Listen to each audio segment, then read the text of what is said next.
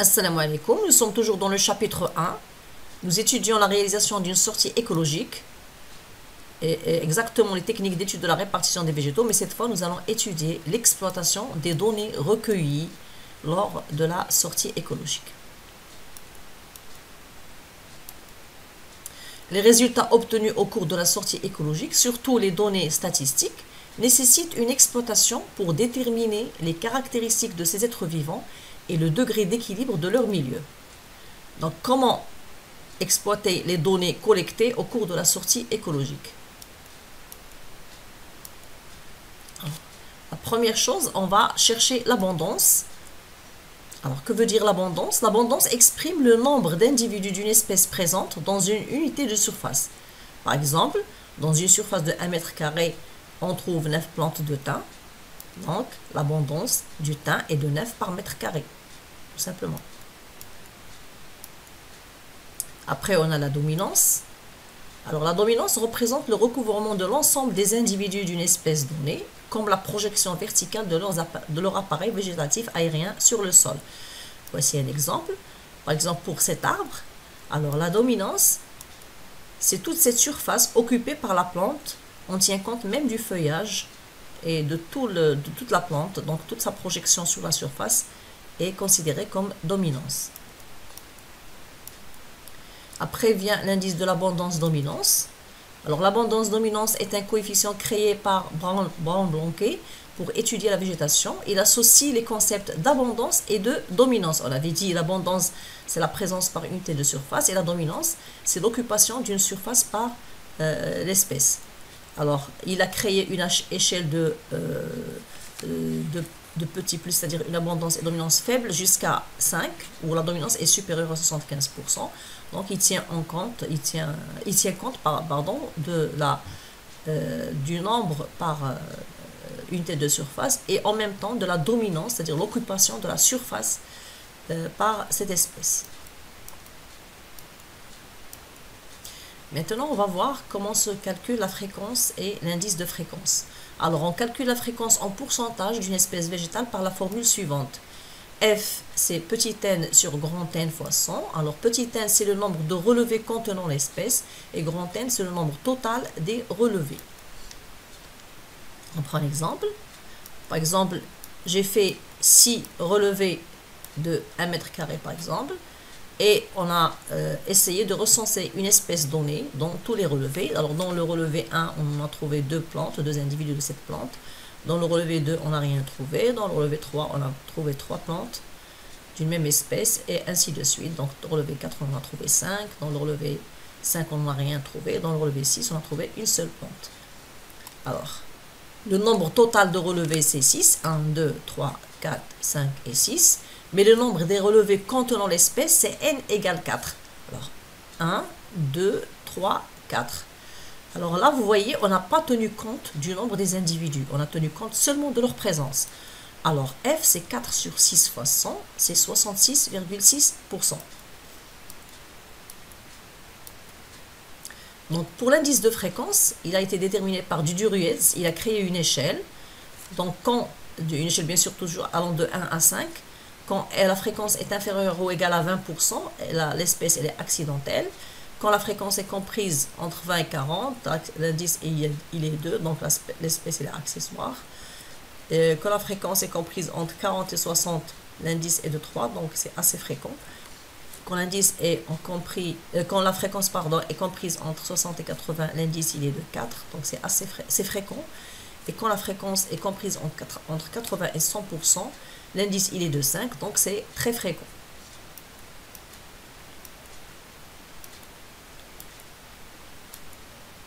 Donc les espèces végétales dont l'indice de fréquence est de 4 ou 5, on dit que ce sont des espèces caractéristiques du milieu où les conditions écologiques sont favorables pour leur développement. Les espèces végétales qui ont un indice 3, on dit que ce sont des espèces accompagnantes. Leur présence indique que le milieu est en évolution ou qu'il y a interférence entre deux milieux. Nous allons voir maintenant, après avoir trouvé l'indice de fréquence, on peut tracer l'histogramme et l'indice de fréquence. Donc voici l'histogramme en petit rectangle noir et la courbe qui est en rouge dans les deux cas. Donc on peut obtenir deux cas différents. Si la courbe est unimodale, dans le cas où la courbe est unimodale, on dit que la station étudiée est homogène. Et quand la courbe est bi- ou trimodale ou multimodale, on dit que la station est hétérogène. On va faire un petit exercice d'application. Donc on va calculer d'abord la fréquence. Donc pour la première espèce, la fougère aigle, regardez, elle est présente dans tous les relevés. Donc plus indique la présence et moins indique l'absence. Donc elle est présente dans tous les relevés. Donc c'est 6 divisé par 6. Le nombre total c'est 6. Le nombre de relevés où elle est présente est 6. Donc 6 divisé par 6 donne fois 100 donne 100%.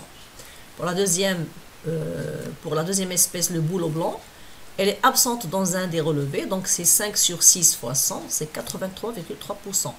Même chose pour la troisième espèce.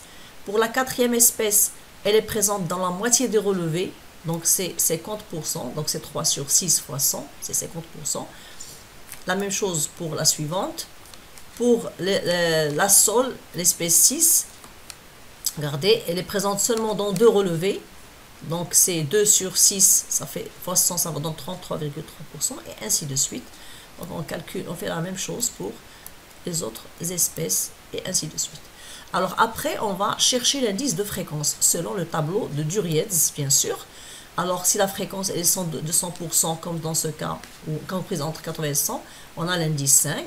Et ainsi de suite. Donc on essaie de trouver la fréquence qui correspond à l'indice de fréquence qui correspond à chaque fréquence dans le tableau ici. Alors les indices qu'on obtient, 5, 3, 2, 1 et 2. Donc c'est très facile, c'est très simple. La fréquence qu'on trouve, on va chercher dans quelle catégorie elle se trouve et puis on met l'indice correspondant.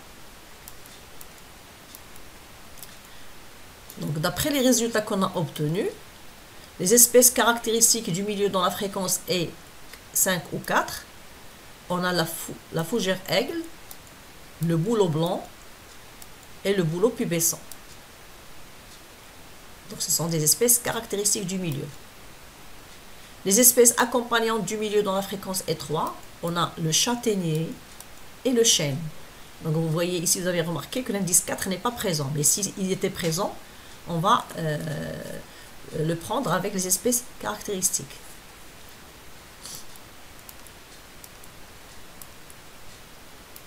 Toujours dans le même exercice, on va faire un petit bilan. Donc, regardez. D'après le tableau, pour l'indice 5, on a 3 espèces, 1, 2, 3. L'indice 4, on n'en a pas, donc 0 espèces. L'indice 3, on en a 1, 2, donc 2 espèces. L'indice 2, on en a 1, 2, 3, 4 et 5 espèces. Et pour l'indice 1, on n'a qu'une seule espèce.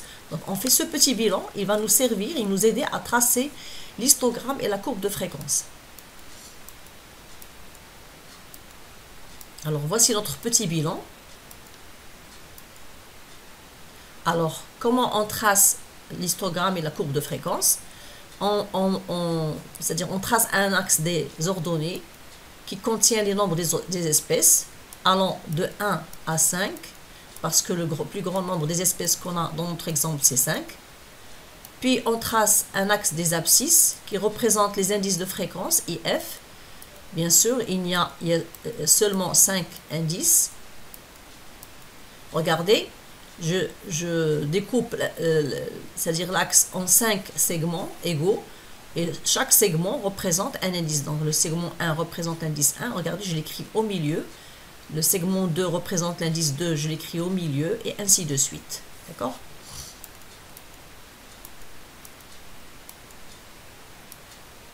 Nous allons voir, nous allons tracer maintenant notre histogramme et notre courbe. Donc voici notre courbe.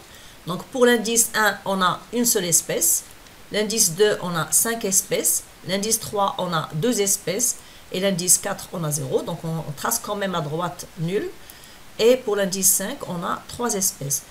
qu'est-ce qu'on fait? On va prendre les milieux de chaque cadran et on va les relier par une courbe à main levée. Et voici notre courbe. Donc l'histogramme de fréquence, il est en bleu. La courbe de fréquence, elle est en vert.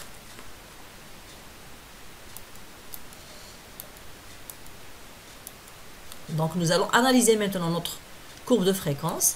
Notre courbe, ici, elle est bimodale. Il y a deux pics. Donc, qu'est-ce qu'on dit? Qu'est-ce qu'on déduit? Que la station, elle est hétérogène. Donc, c'est la fin de l'exercice. J'espère que vous avez bien compris. Alors, on va faire un petit bilan. Alors, la sortie écologique a pour but de collecter des données qui seront exploitées pour déterminer les indices suivants. Alors, pour les végétaux toujours, l'abondance représente le nombre d'individus d'une espèce présente dans une unité de surface. Le nombre d'individus d'une espèce présents, ce sont les individus dans une unité de surface. La dominance représente le recouvrement de l'ensemble des individus d'une espèce donnée, comme la projection verticale de leur appareil végétatif aérien sur le sol. L'abondance-dominance, c'est un coefficient créé par Brown-Blanquet pour étudier la végétation. Il associe les concepts d'abondance et de dominance. La fréquence, c'est le rapport en pourcentage du nombre de relevés contenant l'espèce N sur le nombre total des relevés grand N. On détermine ainsi l'indice de fréquence IF pour appliquer l'échelle, c'est-à-dire en appliquant l'échelle de Durietz pour caractériser un milieu donné. Donc, pour caractériser un milieu donné toujours, on réalise aussi l'histogramme et la courbe de fréquence. Si la courbe est unimodale, ça indique que la station étudiée est homogène. Dans le cas contraire, courbe bi ou multimodale, la station est hétérogène. Nous allons voir dans une nouvelle capsule les techniques d'étude des animaux ainsi que l'exploitation des données recueillies. À bientôt.